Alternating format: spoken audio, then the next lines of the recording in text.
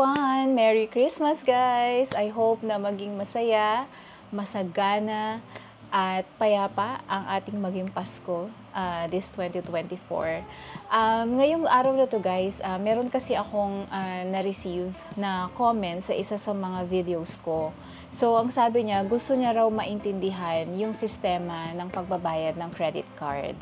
So, ngayon, didiscuss ko lang siya ng mabilis, guys, for the sake of everyone na beginner pa lang or bago pa lang sa paggamit ng credit card para mag-guide naman kayo. Okay? So, ngayon, ako guys, ang mindset ko na ngayon, rule of thumb sa paggamit ng credit card, paying in full amount. Okay? Example, meron kang pinurchase na worth 10,000. Straight payment, hindi siya naka-installment. So, pagdating ng billing statement mo, definitely full amount talaga ang dapat mong bayaran. Kung magkano yung singwipe mo, yun din yung babayaran mo. Kasi yun din naman yung magre-reflect doon sa statement mo as outstanding amount. Okay? So, bakit ko sinabing full payment? Kasi guys, mas maganda na nababayaran mo ng buo para hindi ka na mapapatawan ng interest or finance charges ng bangko. So, ibig sabihin, walang kikitain yung bangko sa'yo kasi nagbabayad ka ng in full. Okay? And ang kagandahan pa niyan, ang one of the greatest advantages ng pagbabayad ng in full amount is nagbi-build ka na rin ng magandang credit history under your name. Okay? Kapag lagi ka nagbabayad in full.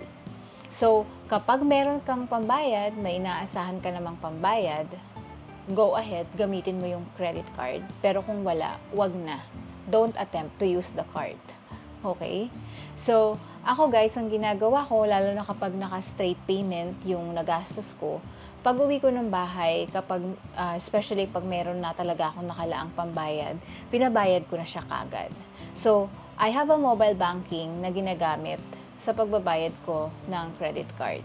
So, kung kayo, meron din kayong mobile banking dyan, hindi naman necessarily na yung mobile banking na ginagamit mo is yung issuing bank ng credit card mo. Kasi, for example, ang gamit mo na mobile banking is BDO, pero yung credit card mo ay BPI. So, ang gagawin mo lang naman is titingnan mo lang naman doon sa billers kasi ang mga mobile banking apps natin ngayon from iba't ibang bangko, may feature yan para makapagbayad ka ng bills.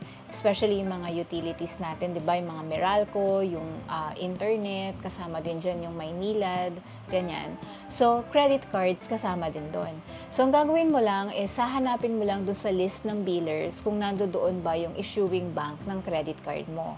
So, sa example natin, BPI. So, hanapin mo lang kung nandun yung BPI. So, kung nandoon, pwede mo nang bayaran yung credit card mo using the BDO mobile banking.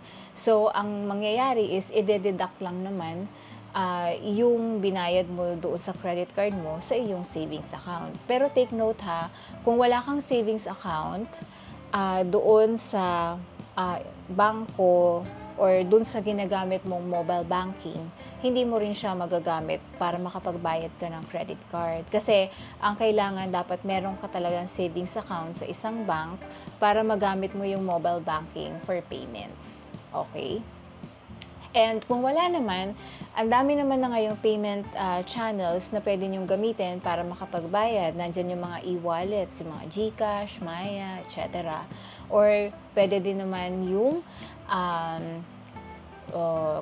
mga traditional way pa rin ng pagbabayad doon sa mga bayad centers o kaya yung mga bills and payments sa mga malls. Okay? So now, may mga purchases din naman minsan na installment. So, halimbawa, bibili ka ng appliance worth 10,000, pwede mo kasing itanong doon mismo sa store kung kahit ano pa yung pinipurchase mo, no? Especially kapag nasa mall ka.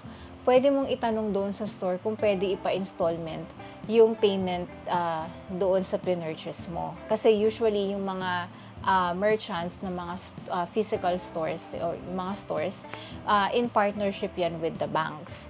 So, sasabihin mo lang naman sa kanila kung ano yung credit card mo, tapos tanungin mo sila kung may offer sila na 0% interest na installment. So, usually meron yan, especially mga BDO credit cards, Metrobanks, mga ganyan. So, ngayon, kung pwedeng installment at gusto mong i-avail yung 0% interest na installment offer, you can purchase and piliin nyo yung payment na installment. Ang gagawin ng store dyan, sila na mismo yung magsiset ng installment sa end nila. Di ba may mga terminals na kung saan sinuswipe or tinatap yung credit cards natin. So, doon, pwede nilang i-set up nila na installment yung payment mo. So, ang mangyayari kapag in-installment mo, halimbawa, yung 10K na binili mo, in-installment mo siya for 12 months, tapos 0% interest. Ang gagawin mo lang dyan is, i-divide mo lang naman yung 10,000 into 12 months, no? So, ang magiging monthly installment fee mo or monthly amortization mo is 833 and 33 cents. So, yun lang yung babayaran mo every month for that purchase. Okay? So, ngayon, halimbawa, meron ka pang ibang purchases, hindi lang yung 10,000 na yun. So, meron ka pang, let's say, nag-grocery ka, worth 3,000. So, straight payment siya. Tapos, meron kang purchase na sapatos, tapos worth 2,000, straight payment din. Hindi siya naka-installment. So, sa next billing statement mo, doon sa 10,000 na purchase mo, yung monthly amortization lang yung babayaran mo, which is yung 833. Plus, yung pinang-grocery mo na 3,000 at yung pinili mo ng sapatos na 2,000. So, magkano magiging total nun? So, 5,833 and 33 cents. So, bali, yun yung magiging dapat na babayaran mo ng buo para hindi ka ma-charge ng interest ng bangko. Okay? So, tatandaan nyo, ganun dapat yung gagawin yung pagbabayad. So, at hindi ka dapat malilate at hindi dapat bababa yung amount na babayaran mo kung magkano yung monthly amortization mo. Kasi, ma-charge pa rin yun ng interest kapag mababa yung binayaran nyo. And hindi ko nare-recommend na babayaran nyo lang yung minimum amount due. Kasi every time na dadating yung statement, makikita nyo yan doon sa pinakababa, di ba, outstanding balance, tapos sa baba, minimum amount due. Talagang nakaka-entice, nakaka-tempt na bayaran lang yung minimum amount due kasi maliit lang siya.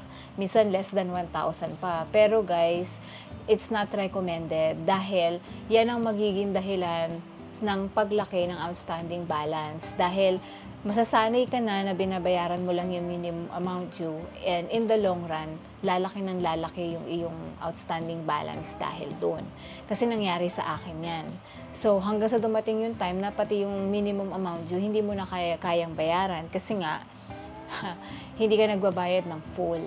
Okay? So, dapat laging full amount tayo sa pagbabayad. And kapag meron tayong mga big purchases, pwede mo naman itanong palagi yan doon sa store kung meron silang offer ng installment, no? Para mas lighter yung pagbabayad natin. Pero kung meron naman tayong pera, okay lang naman na straight payment lang yan. Basta pagdating ng statement, billing statement mo, babayaran mo lang ng buo. Okay guys, so ang tatandaan nyo, buo. Full amount lagi yung dapat na binabayaran natin para hindi tayo ma-charge ng interest ng bangko. Okay? So, yun lang guys, yung sistema na dapat yung tatandaan kapag tayo gumagamit ng credit card. Kung wala tayong inaasahang pambayad, huwag nang gumamit ng credit card. Okay? So, kung mayroon pa kayong additional na question, kindly leave your message below. I will try to answer. And again, Merry Christmas sa inyo guys. Maraming salamat sa continued support sa ating channel. And sana wag nyo akong iiwan. See you again guys on my next. Bye-bye!